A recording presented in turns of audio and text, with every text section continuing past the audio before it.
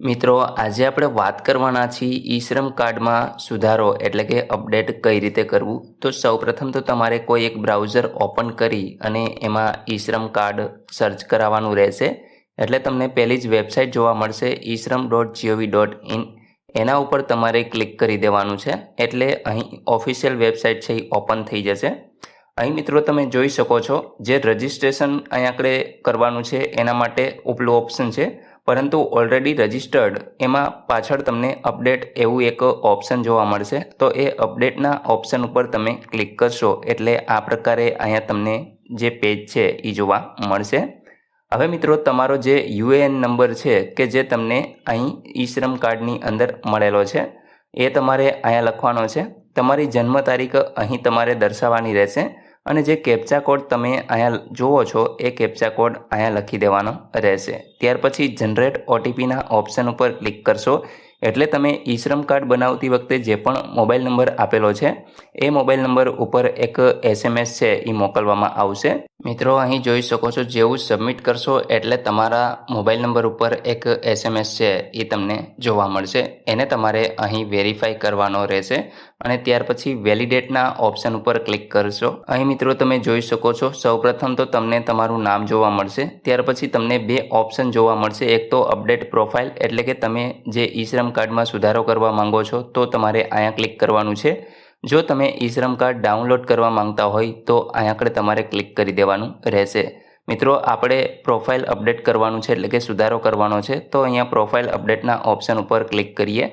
જેવું તમે ક્લિક કરશો એટલે અહીં તમને 6 પ્રકારે સુધારા કરી શકો છો. જેમ કે એક તો પર્સનલ ઇન્ફોર્મેશન એટલે કે તમારા નામમાં અથવા તો જન્મ તારીખમાં કે એમાં કોઈ પણ જગ્યાએ ભૂલભાલ હોય તો તમે સુધારી શકો છો.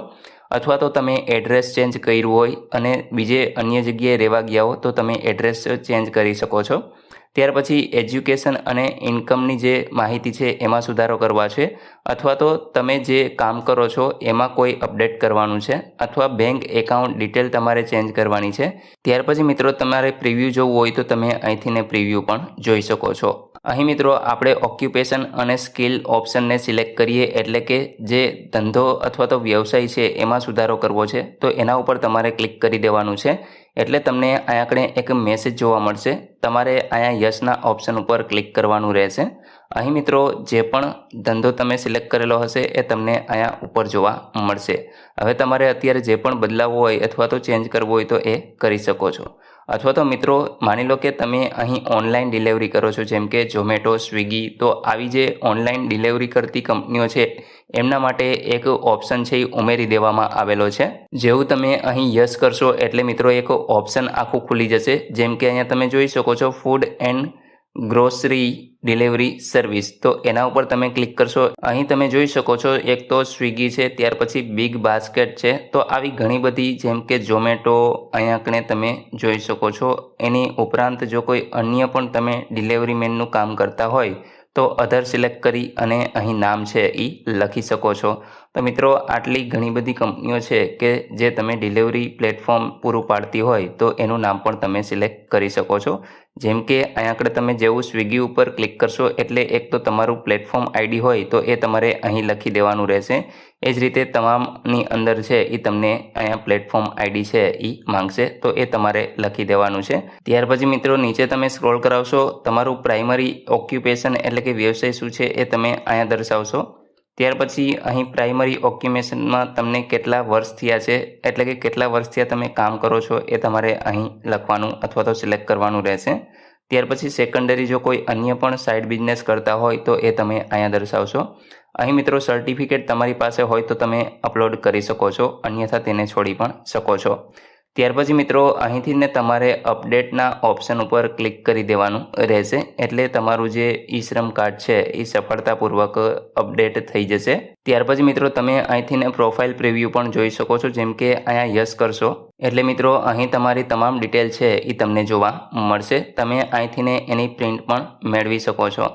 ત્યાર પછી મિત્રો ફરી પાછું તમારે બેક આવી અને અહીંથી ને ડાઉનલોડ યુએએન કાર્ડના ઓપ્શન ઉપર ક્લિક કરી દેવાનું છે. મિત્રો અહીં તમે જોઈ શકો છો ઈ શ્રમ કાર્ડ છે એ તમારું કમ્પ્લીટ અહીંયા તૈયાર થઈ ગયું છે. તમારે ડાઉનલોડ યુએએન કાર્ડના ઓપ્શન ઉપર ક્લિક કરી દેવાનું રહેશે અને આ કાર્ડને ડાઉનલોડ કરી લેવાનું રહેશે.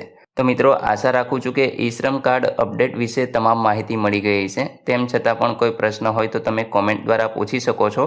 ઈ શ્રમ કાર્ડ નવું કઈ રીતે કાઢવું તેના વિશે આપણે ઓલરેડી વિડીયો બનાવેલો છે. તમને ડિસ્ક્રિપ્શનની અંદર હું લિંક આપી દઈશ, ત્યાંથી તમે જોઈ શકો છો અને વધુ માહિતી મેળવી શકો છો. આશા રાખું છું કે આ વિડીયો તમને ગમશે.